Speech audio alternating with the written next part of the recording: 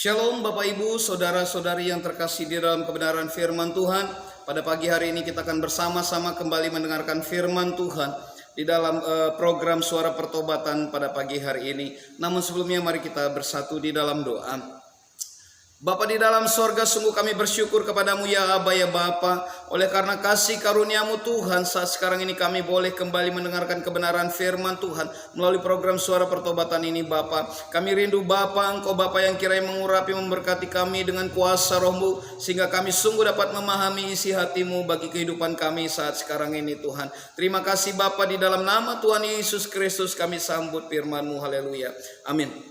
Jemaat yang dikasihi Tuhan, bahwa sebagai orang percaya sampai saat sekarang ini kita boleh kembali melihat kebaikan-kebaikan Tuhan dalam kehidupan kita. Kita tahu betul bagaimana kasih karunia Allah melimpah dalam kehidupan kita.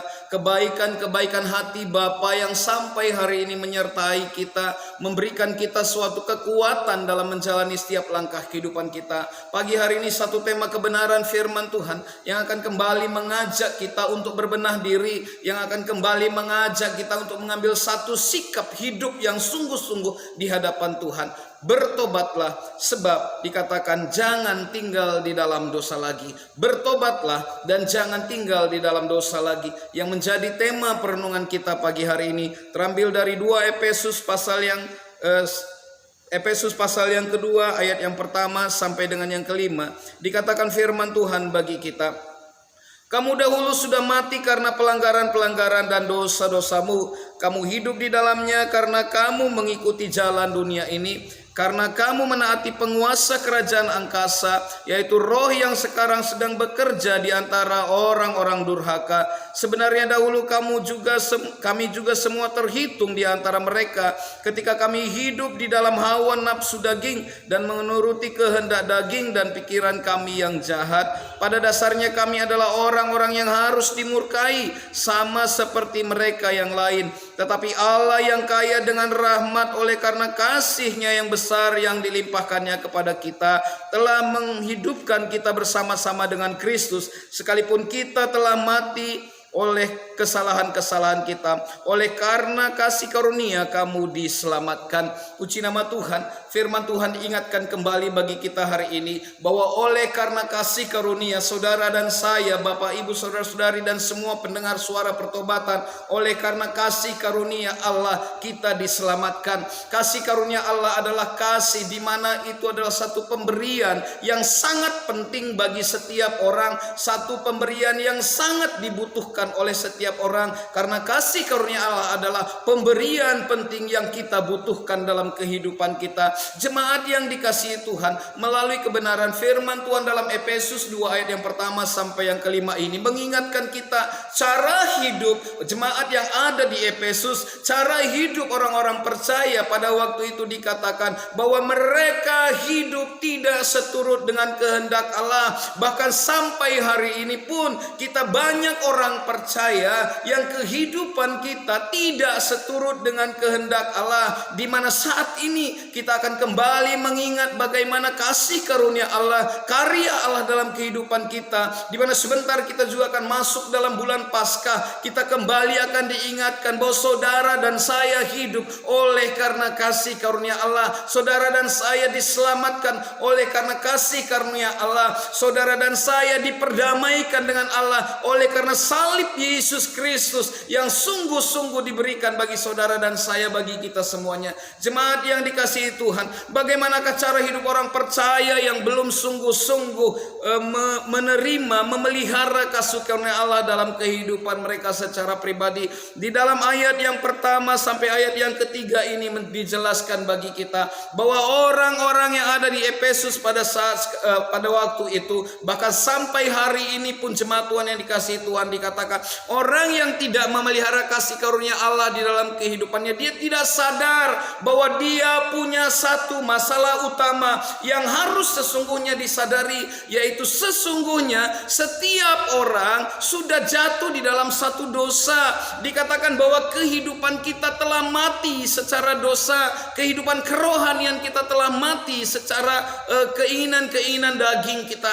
Dikatakan firman Tuhan hari ini bahwa orang yang tidak memelihara kasih karunia Allah dalam kehidupannya, yang ibadahnya hanyalah rutinitas semata, yang ibadahnya merupakan satu upacara keagamaan saja dan tidak mengalir dari hatinya, yang tidak rindu dari dalam jiwanya. Saat sekarang ini firman Tuhan ingatkan kita dalam Efesus 2 ayat yang pertama sampai yang kelima ini, saudara, dikatakan bahwa orang yang seperti itu, dikatakan pada ayat ini, pada masa itu orang-orang Efesus hidup terus menerus melanggar perintah Allah. Setiap orang yang tidak menghargai, yang tidak memelihara kasih karunia Allah, yang tidak hidup seturut dengan kehendak Allah, sesungguhnya dikatakan firman Tuhan bagi kita hari ini, engkau akan terus menerus melanggar perintah Allah. Bahkan dikatakan orang yang hidup tidak seturut dengan kehendak Allah, yang hidup dalam zaman-zaman saat sekarang ini, bahkan di kota Efesus pada waktu itu dikatakan mereka mengikuti kebiasaan-kebiasaan yang jahat. Ada penyembahan-penyembahan berhala, penyembahan dewa-dewa, penyembahan dewi-dewi yang mereka anggap itu adalah yang sungguh memberkati kehidupan mereka. Kota Efesus, kota perdagangan yang sangat besar, tetapi mereka mulai meninggalkan ketaatan mereka, meninggalkan kesetiaan mereka kepada Allah, dan hidup dengan cara-cara yang jahat, di mana banyak perzinahan, di mana banyak terjadi penyembahan-penyembahan berhala. Allah melihat ini, Rasul Paulus melihat ini, dan Rasul Paulus mengatakan, aku juga dulu sama seperti itu. Tetapi setelah aku menerima kasih karunia Allah, dikatakan Rasul Paulus, hendaklah ada satu perubahan di dalam diri. Rasul Paulus mengatakan di dalam firman Tuhan hari ini, sesungguhnya aku pun merupakan salah satu dari antara mereka. Sesungguhnya aku pun seharusnya adalah orang yang dimurkai, tetapi karena kasih karunia Allah hadir dalam kehidupanku. Rasul Paulus mengingat segala kebaikan karya Allah dalam kehidupannya. Rasul Paulus berbalik dari arah kehidupannya yang jahat yang dia sadari. Hari ini kembali Allah mengingatkan kita bahwa kita harus menyadari kalau saat ini Bapak Ibu saudara-saudari kita semua yang ada di tempat ini hidup tidak seturut dengan kehendak Allah. Mari kita berbenah diri. Mari kita ambil satu sikap hidup lebih sungguh di hadapan Tuhan. Dikatakan kalau engkau masih tetap mengikuti segala keinginan-keinginan jahat, kalau engkau tetap melanggar perintah Allah, kalau engkau tetap mau mengikuti kemauan si iblis dalam kehidupanmu, sesungguhnya engkau tidak menghargai kasih karunia Allah dalam kehidupanmu. Dan orang seperti itu dikatakan bahwa mereka tidak akan pernah mau taat kepada Allah. Orang yang tidak memelihara kasih karunia Allah, orang yang tidak menghargai keselamatan yang telah Yesus berikan kepada dia, yang tidak memandang kepada salib Yesus, yang tidak memandang kepada curahan darah Kristus di kayu salib atas kehidupannya, mereka akan selalu berusaha memuaskan keinginan-keinginan daging mereka. Dan dikatakan sesungguhnya orang-orang yang tidak sungguh-sungguh di dalam Tuhan, engkau sedang mati rohani. Inilah merupakan permasalahan utama dalam kehidupan orang percaya.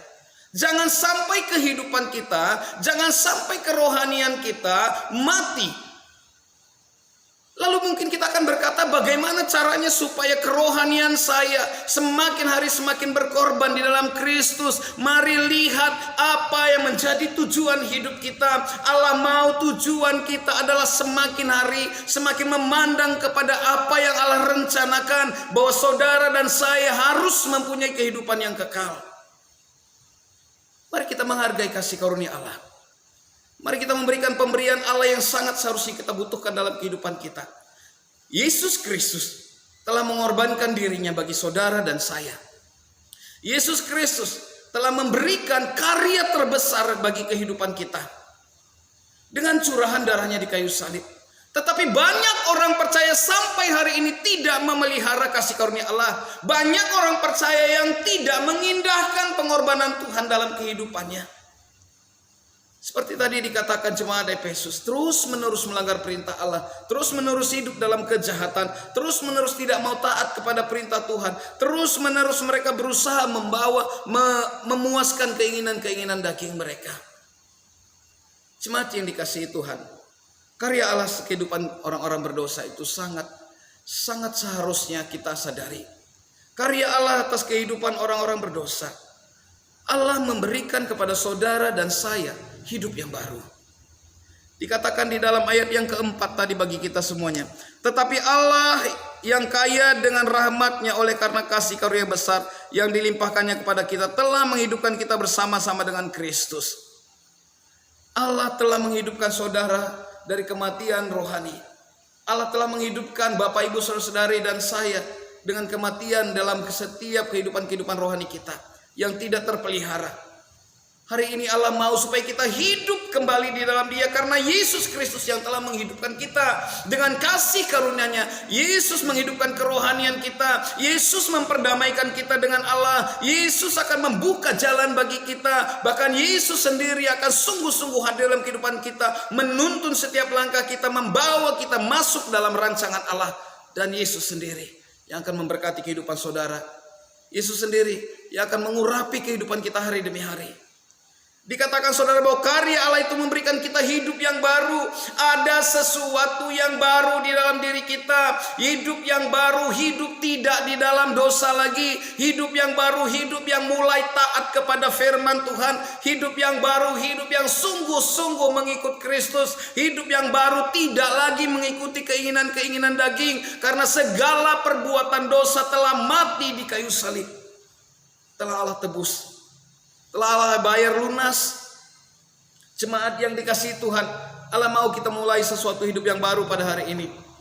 Allah mau supaya kita sungguh-sungguh mengikuti Yesus, mengiringi Yesus, melayani Yesus dalam kehidupan kita.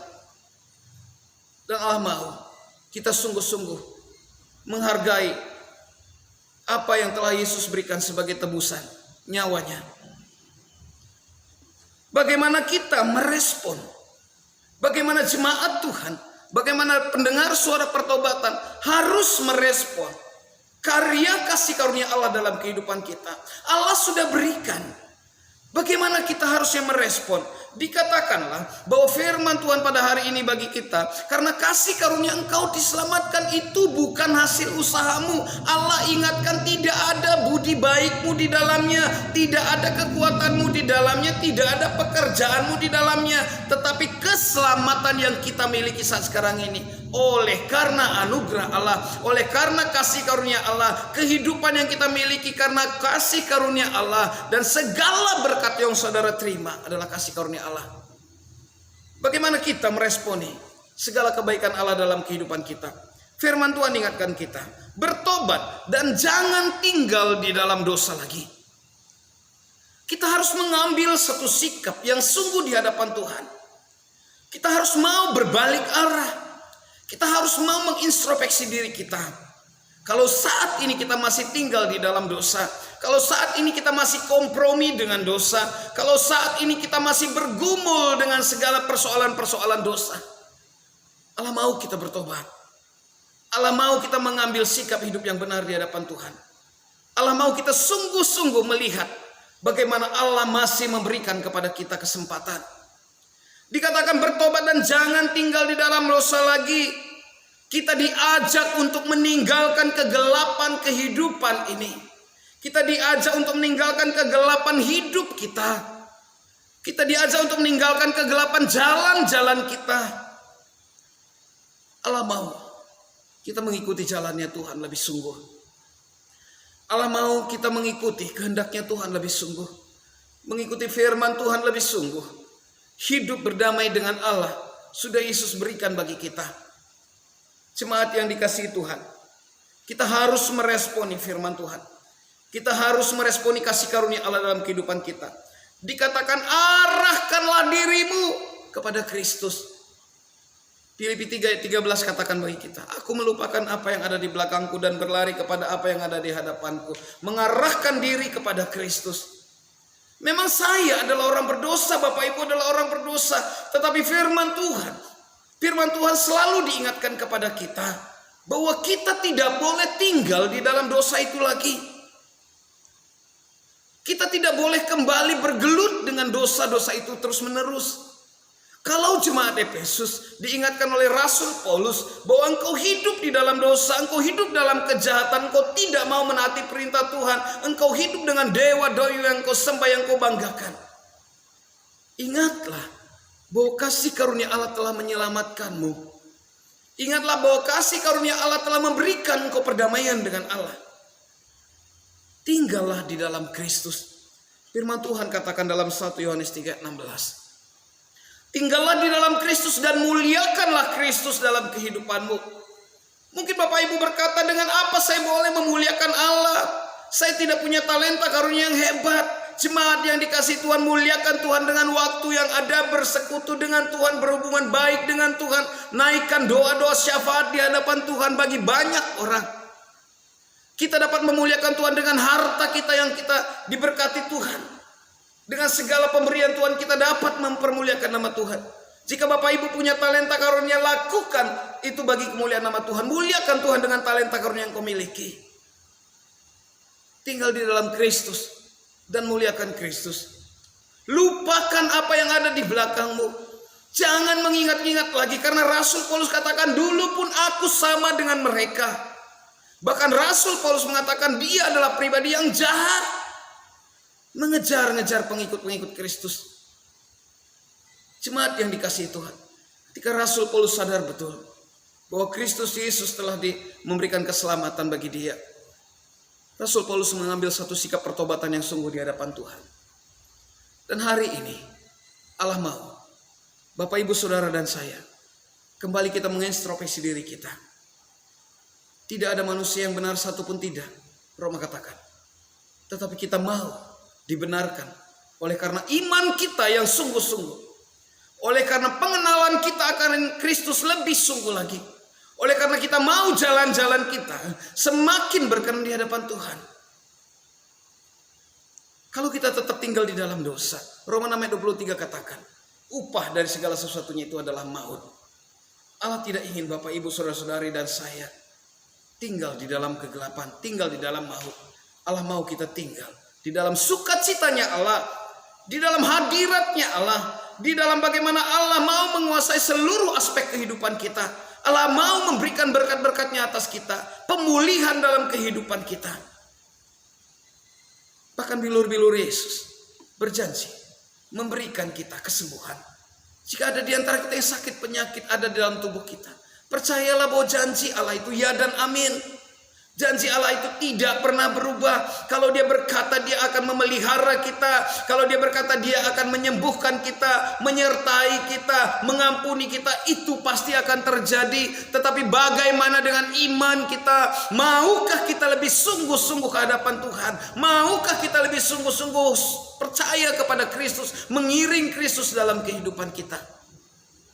Jemaat yang dikasihi Tuhan, kalau kita tetap tinggal di dalam kegelapan, kalau kita tetap tinggal di dalam dosa dan tidak mau bertobat dengan sungguh di hadapan Tuhan, dikatakan di dalam firman Tuhan bahwa di dalam Ibrani pasalnya yang ke-12, mari kita lihat bersama-sama. Ibrani pasal yang ke-12 ayat yang ke-15. Ibrani pasal 12 ayat yang ke-15. Jagalah supaya jangan ada seorang pun menjauhkan diri dari kasih karunia Allah, agar jangan tumbuh akar yang pahit yang menimbulkan kerusuhan dan yang mencemarkan banyak orang. Jangan lagi engkau tinggal di dalam pengaruh-pengaruh roh-roh jahat. Jangan lagi engkau tinggal di dalam hawa nafsu kegelapan, kedagingan yang hendak menguasai. Jangan lagi turuti keinginan-keinginan si iblis. Firman Tuhan ingatkan kita, jangan tinggal di dalam dosa. Berbenah dirilah dan ikutlah dengan apa yang Allah kehendaki. Ikutlah firman Tuhan. Dikatakan kalau engkau tetap tinggal di dalam dosa, dikatakan dalam Ibrani 12, hidupmu tidak akan pernah tenang. Selalu timbul kegelisahan, kekhawatiran, ketakutan dalam kehidupan kita. Kalau kita tidak sungguh-sungguh memelihara kasih karunia Allah dalam kehidupan kita, hidup kita tidak tenang. Apapun yang kita lakukan penuh dengan kekhawatiran. Dan dikatakan lagi dalam Ibrani bahwa hidupmu akan mengalami kepahitan. Banyak hal-hal yang membuat kita akan menjadi kecewa. Banyak hal-hal yang akan membuat kita akan menangis. Karena hidup orang yang tetap tinggal di dalam kegelapan, hidup orang yang tidak memelihara kasih karunia Allah dalam kehidupannya, yang menjauhkan dirinya dari kasih karunia Allah. Ingatlah baik-baik firman Tuhan ini katakan, hidup akan mengalami banyak kepahitan. Allah mau hidup kita hidup yang penuh dengan kedamaian. Allah mau hidup kita hidup yang penuh dengan sukacita. Allah mau hidup Bapak, Ibu, Saudara-saudari kita semua yang mendengarkan firman Tuhan pada hari ini hidup dalam sukacitanya Allah. Sukacita sorgawi yang Allah mau limpahkan atas setiap orang yang memelihara kasih karunia Allah dalam kehidupannya. Tetapi jika engkau tetap tinggal di dalam kegelapan, menjauhkan diri dari kasih karunia Allah, dikatakan hidup tidak akan memiliki kepastian. Kita akan seperti orang yang selalu bimbang. Tidak ada satu kepastian yang jelas yang hendak kita capai, yang hendak kita raih, yang hendak kita tuju. Penuh dengan keraguan. Di dalam Yesus ada kepastian. Amin. Di dalam Yesus ada kepastian. Karena Yesuslah sumber dari segala kepastian yang ada.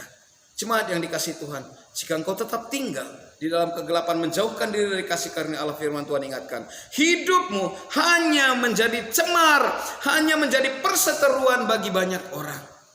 Jangan jadikan diri kita benalu bagi banyak orang, tapi jadikan diri kita menjadi saluran berkat bagi pribadi lepas pribadi. Allah mau menghendaki kita kembali. Pelihara kasih karunia Allah dalam kehidupan kita. Pelihara kasih karunia Allah dalam kehidupan kita. Karena itulah yang Allah kehidupi, yang Allah kehendaki. Hiduplah dalam kehidupan yang Allah mau sungguh-sungguh kita hidupi, yaitu hidup dalam kebenaran firman Tuhan. Jemaat yang dikasihi Tuhan, janganlah kita berhenti percaya, dan janganlah kita pernah berhenti memelihara kasih karunia Allah dalam kehidupan kita. Allah mau kita hidup di dalamnya. Dikatakan dalam Efesus pasal 2 bagian yang terakhir, saudara, dikatakan Efesus pasal 2 ayat yang ke-10.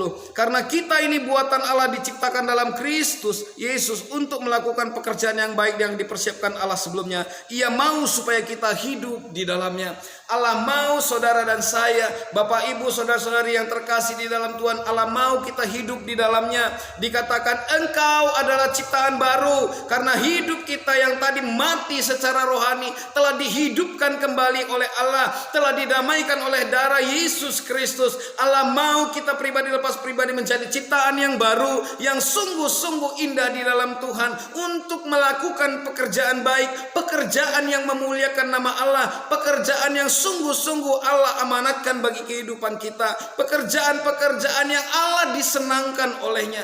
Dikatakan firman Tuhan, layanilah Tuhan dengan sungguh.